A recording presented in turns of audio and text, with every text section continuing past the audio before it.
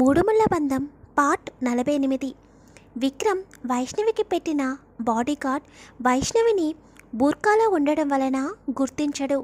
Vaishnavi auto ఎక్కి డైరెక్ట్గా రిషి చెప్పిన లొకేషన్కి స్టార్ట్ అవుతుంది. ఇక విక్రమ్ ఏం చేస్తున్నాడో ఒకసారి చూద్దాం. విక్రమ్ తరుణ్ ఇద్దరూ కలిసి బ్రేక్ఫాస్ట్ చేస్తూ ఉంటారు. తరుణ్ విక్రమ్ వైపు చూసి, ఏంటి బావా, ఇందాక ఫోన్ వచ్చినప్పుడు నీ కళ్ళల్లో ఒక రకమైన వెలుగు కనిపించింది.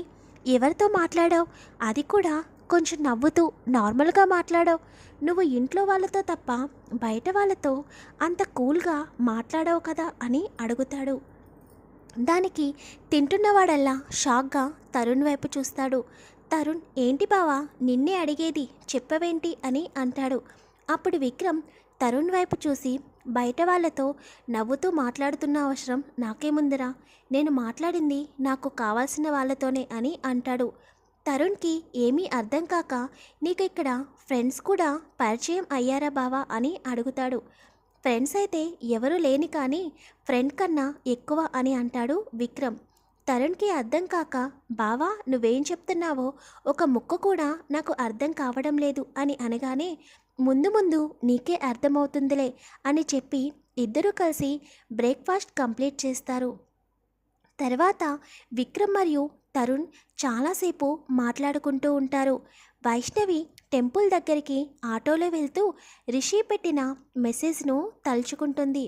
రిషి మెసేజ్లో, వైష్ణవి, నేను చెప్పిన లొకేషన్కి కనుక నువ్వు రాకపోతే నీ గతం ఏంటనేది నేను అందరికీ చెప్పాల్సి ఉంటుంది అని రిషి మెసేజ్ పెడతాడు.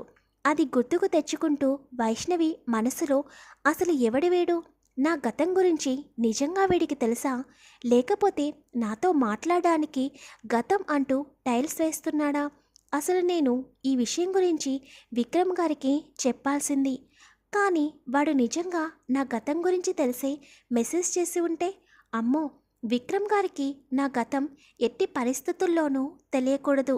వాడికి నా గతం గురించి తెలియదు అని నాకు తెలిసిన తర్వాత ఆ రిషిని అక్కడే గట్టిగా నిలదీసి ఇంకోసారి నా జోలికి రాకుండా చేసుకోవాలి. అప్పటికి కూడా వాడు మాట వినకపోతే అప్పుడే విక్రమ్ గారికి చెబుదాములే అని అనుకుంటూ ఉంటుంది వైష్ణవి. కొంచెం సమయం తర్వాత ఆటో గుడి ముందు ఆగుతుంది. వైష్ణవి తన డ్రెస్పై వేసుకున్న బూర్కా ఆటోలో పెట్టి ఆటో అతనితో, అన్నా, నేను కొంత సమయంలో మళ్ళీ వచ్చేస్తాను, నువ్వు ఇక్కడే వెయిట్ చేయి అని చెబుతుంది. నీకు వెయిటింగ్ ఛార్జెస్ కూడా ఇస్తాను అని చెబుతుంది. దానికి ఆటో అతను ఓకే అని చెప్పి అక్కడే సైడ్కి ఆటో పెడతాడు. గుడి దగ్గర కార్కి బయట ఆనుకుని ఉంటాడు రిషి. వైష్ణవిని చూడగానే చాలా సంతోషంగా వైష్ణవి దగ్గరికి వస్తాడు. వైష్ణవి రిషిని చూడగానే కోపంగా మొహం పక్కకి తిప్పుకుంటుంది. అవేమి పట్టించుకోకుండా రిషి వైష్ణవి దగ్గరికి వచ్చి, హాయ్ ఏంజెల్, ఎలా ఉన్నావు అని అడుగుతాడు. అవన్నీ నీకు అనవసరం, నాకంటూ ఒక పేరు ఉంది, పిలిస్తే పేరు పెట్టి పిలు, లేకపోతే మానేసే, ఇలా పిచ్చి పిచ్చి పేర్లతో నన్ను పిలవకు అని సీరియస్ అవుతుంది.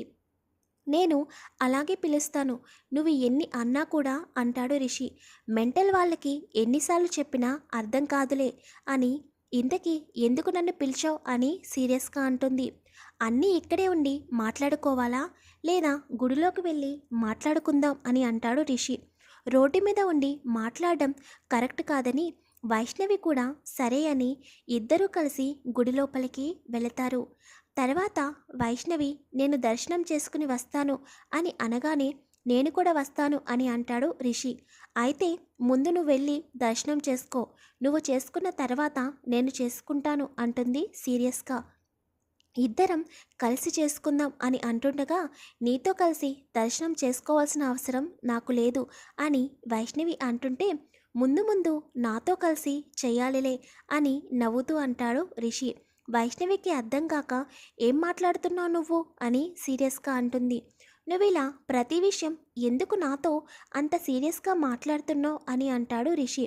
దానికి వైష్ణవి, నువ్వు వస్తే నేను దర్శనానికి వెళ్ళను, నువ్వు ఇక్కడే ఉండు అని చెప్పి వైష్ణవి గుడి లోపలికి వెళ్తుంది. రిషి వైష్ణవి వెనకాలే వెళ్ళి తనకి దూరంగా నుంచుని ఉంటాడు.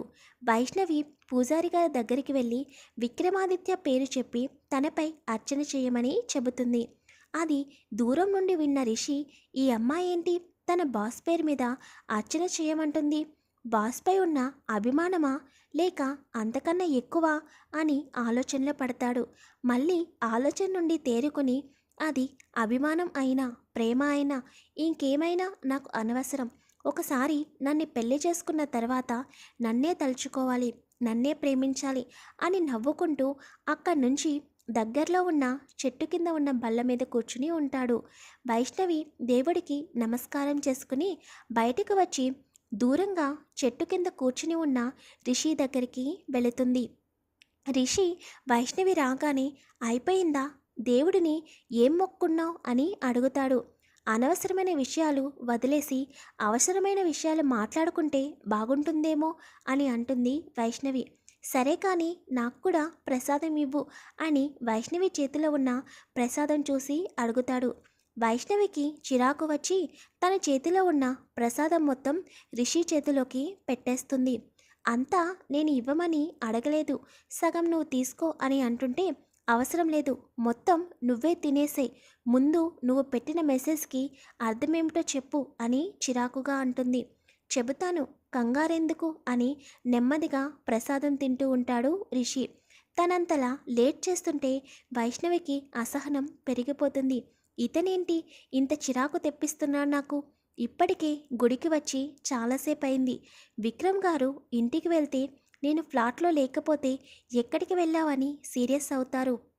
ఎంత త్వరగా ఇతనిని వదిలించుకోవాలో అర్థం కావడం లేదు అని చిరాకుగా అక్కడే ఉండి చూస్తూ ఉంటుంది. రిషి ప్రసాదం తిన్న తర్వాత, హా ఇప్పుడు చెప్పే ఏంజల్, ఇందాక ఏదో అడుగుతున్నావు ఏంటది అని అంటాడు.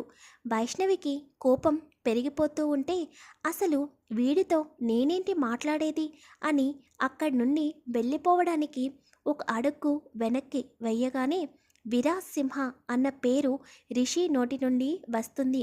వెళుతున్నదల్లా ఆగిపోయి కంగారుగా రిషి వైపు చూస్తుంది వైష్ణవి. ఏంటి, వెళ్ళిపోతున్నావు కదా, ఇప్పుడు వెళ్ళిపో అని అంటాడు రిషి. వైష్ణవి భయంగా రిషి దగ్గరికి వచ్చి, ఇందాక ఏదో పేరన్నావు కదా, ఏం పేరు అని టెన్షన్గా అడుగుతుంది. హో అదా, విరాజ్ సింహ అని అన్నాను అని అనగానే, అంటే నిజంగానే నీకు నా గతం గురించి తెలుసా అని కంగారుగా భయంగా అడుగుతుంది. లేకపోతే తెలియకుండా నీకెందుకు మెసేజ్ చేస్తాను అని అంటాడు రిషి. వైష్ణవి అక్కడే ఉన్న బల్ల మీద కూర్చుని తనకి కళ్ళు తిరుగుతూ ఉంటే ఆ పేరును తలుచుకొని భయపడుతూ ఉంటుంది. అసలే నీరసంగా ఉండడం వలన తనకి తలంతా తిరుగుతూ ఉంటే ఎప్పుడైతే విరాజ్ సింహ అనే పేరు విన్నదో ఇంకా అక్కడే కళ్ళు తిరిగి పడిపోతుంది. మరి నెక్స్ట్ పార్ట్లో ఏం జరుగుతుందో తర్వాత ఎపిసోడ్లో తెలుసుకుందాం. ప్లీజ్ స్టోరీ ఎలా ఉందో కామెంట్ చేయండి, వీడియోని లైక్ చేయండి, షేర్ చేయండి, ఛానల్ని సబ్స్క్రైబ్ చేసుకోండి. చాలామంది వీడియో చూస్తున్నారు తప్ప కామెంట్ చేయడం లేదు. ప్లీజ్ స్టోరీ ఎలా ఉందో కామెంట్ చేస్తూ ఉండండి.